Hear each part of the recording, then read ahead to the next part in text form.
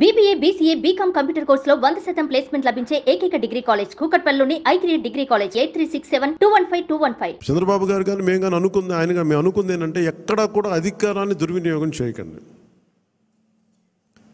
మనం గెలిచాం కదా అని చెప్పేసి అధికారుల్ని ఇబ్బంది పెట్టే పదజాలంగానే అన్నీ వాడకండి. కరెక్షన్ చేయాలంటే ఈ పదాలు వాడకుండా కూడా కరెక్ట్ చేయొచ్చు.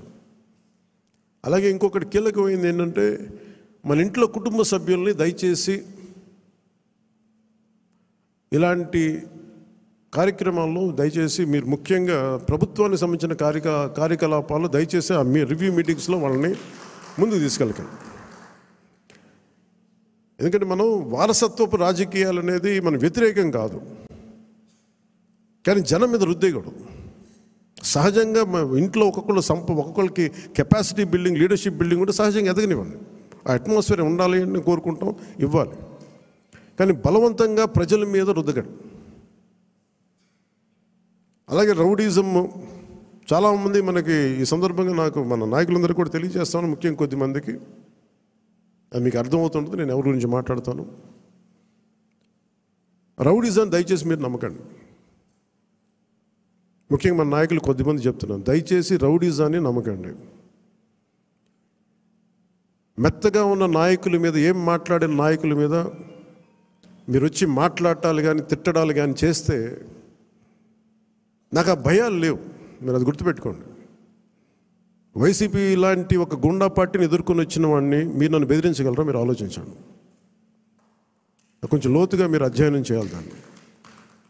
ఎందుకంటే మాట కావాల్సిన సంస్కారం కావాలి. ఇక్కడ మీరు కూర్చోబెట్టి బెదిరించేసి సామాజిక మాధ్యమంలో మన నాయకులు మీరే తిడతా ఉంటే నేను మిమ్మల్ని వదులుకోవడానికి సిద్ధంగా ఉంటాను, గుర్తుపెట్టుకోండి. అది మీరు నాకు ఎంత లాయలిస్టులు వ్యక్తిగతంగా అయినప్పటికీ కూడా, మీరు నా కమిటెడ్ లాయలిస్టులు అయినప్పటికీ కూడా, ప్రజాస్వామ్యానికి విఘాతం కలిగించిన, రౌడీజం చేసిన నేను వదులుకోవడానికి సిద్ధంగా ఉంటాను. అది నేను మాట్లాడినప్పుడు ఎందుకు చాలా తీవ్రంగా ఉంటుంది, చాలా గట్టిగా మాట్లాడతాను. దయచేసి దీన్ని మీరు లోతుగా తీసుకొని, ముఖ్యంగా మహిళా నాయకురాలను ఎవరన్నా సరే సామాజిక మాధ్యమాల్లో కించపరిచిన ఒక మాట అన్నా అజయ్ గారికి కూడా చెప్తా ఉన్నాను ఈ సందర్భంగా, చాలా ఫర్మ్ యాక్షన్ తీసుకోండి సార్. నేను ఈరోజు అందరి ముందు చెప్తున్నాను, you have all the right. చాలా ఫర్మ్గా చెప్పండి.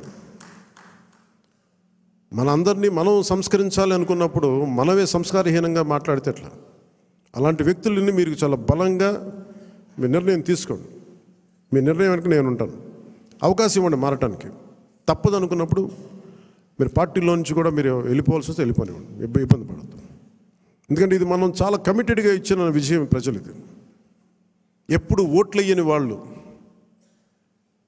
ఎప్పుడు ఓట్లు వేయని వాళ్ళు ఎక్కడో అమెరికాలోనూ దుబాయ్లోనూ వలస కార్మికులుగా జీవితాలు వెళ్ళిపోయి ఒక 40,000 ఎప్పుడో వస్తే చాలా ఇంటికి పంపించుకునే వాళ్ళు కూడా 50, 60, 1.5 లక్ష రూపాయలు ఖర్చు పెట్టుకొని, వాళ్ళు పెద్ద డాక్టర్లు కాదు, ఐటీ ఉద్యోగాలు కాదు, చిన్న సూపర్వైజర్లు, రవాణాలో పనిచేసే కార్మికులు, డ్రైవర్లు, వాళ్ళు వచ్చి 40, 70 వేలు ఖర్చు పెట్టి మరి ఓట్లేసి వెళ్ళారు ఇక్కడికి.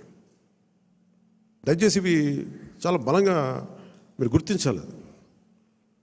నేను లేకపోతే పార్టీ ఏమవుద్ది అని చాలామందికి ఉంటుంది. దయచేసి అలా అనుకోకండి. ఏమవుద్ది, పార్టీ నడుస్తుంది అనేది ఎలా ఉంటుందండి? ఇప్పుడు జనసేన లేకపోతే భారతదేశ రాజకీయ చరిత్ర ఆగిపోద్దా?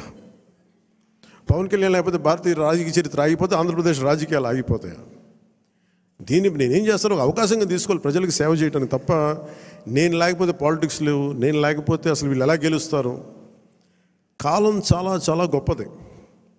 ఇలా విర్రవీగిన వాళ్ళకి 11 సీట్లతో పరిమితం చేసిన వాళ్ళకే అంతుంటే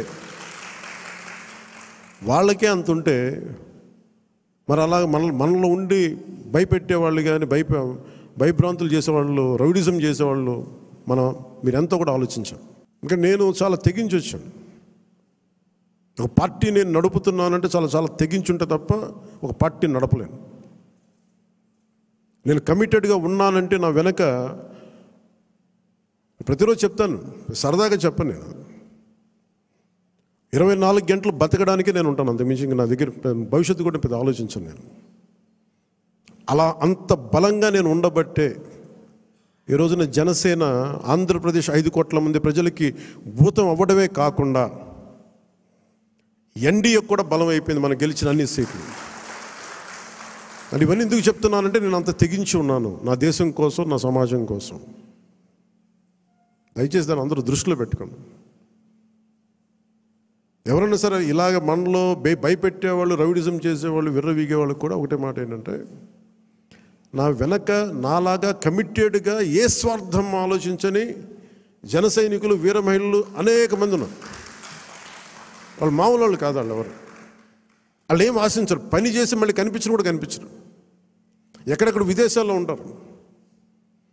మొన్న వెళ్తే మన అంబానీ గారి మ్యారేజ్కి వెళ్తే జాతీయ ఛానల్ ఆజ్ తక్ కానీ వీళ్ళు ఇదే చెప్తారు, మీరు భారతదేశానికి మీరు చేసింది మామూలు కాదు,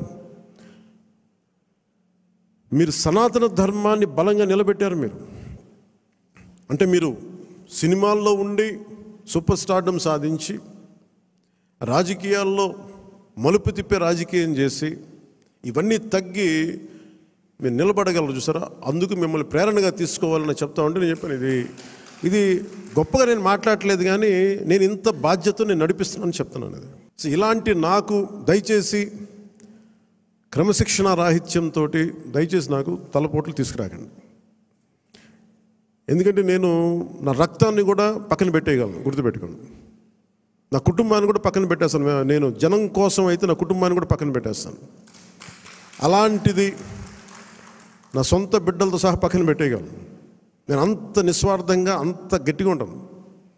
ప్రజాక్షేమం కోసం, ప్రజాస్వామ్య పరిరక్షణ కోసం నేను అంత బలంగా ఉంటాను. అందుకని దయచేసి అందరూ కూడా నన్నేదో తిట్టేస్తే భయపడిపోతాను, నేను లేకపోతే ఇక్కడ గెలవం, పంచాయతీ ఎన్నికలు రావచ్చు, మున్సిపల్ ఎన్నికలు రావచ్చు, నా సత్తా ఏంటో అనుకునే వాళ్ళందరికీ కూడా ఏంటంటే సంతోషం. నేను అక్కడ దెబ్బతింటానికి సిద్ధంగా ఉంటాను తప్ప కాంప్రమైజ్ అవ్వడానికి నేను సిద్ధంగా ఉన్నాను. ఏం పోతుంది చెప్పండి నాకు. ఈ రోజున 21 మంది ఎమ్మెల్యేలు, 2 మంది 2 ఎంపీలు అయ్యారు. ఇవన్నీ గెలవకపోతే ఏమన్నా అయిపోతాం. ఫలితాలు ఇంకొకలా వచ్చింటే ఇలాగ ఉండేవాడిని, ఏం మారేది కాదు. అందుకని దీన్ని దయచేసి అందరూ పెద్ద మనసుతో అర్థం చేసుకోండి. నాయకులందరికీ కూడా దయచేసి పదే పదే మీ కుటుంబంలో ఉండే మీ సహాయానికి, మీకు సహాయకారిగా ఉండటానికి నాకు అభ్యంతరం లేదు, కానీ వాళ్ళని భవిష్యత్తులో వాళ్ళే మా తరం వారసులను చెప్పడం కొంచెం ఇబ్బందిగా ఉంది బయట. ఎందుకంటే అలాంటప్పుడు నేను కూడా నా పిల్లలు ప్రమోట్ చేస్తూ కూర్చుంటే ఇంకా దీనికి కొత్తదనం ఎక్కడి నుంచి వస్తుంది చెప్పండి. ఇబ్బందిగా ఉంటుంది. అది సహజంగా మీ బిడ్డల్లో మీరు ఎదగాలనే కోరుకుంటున్నాం. రాజకీయాలు వస్తే నాకేం ఇబ్బంది లేదు. I'm not against legacy, but let it happen in organic way, సహజ క్రమంలో జరగనివ్వండి.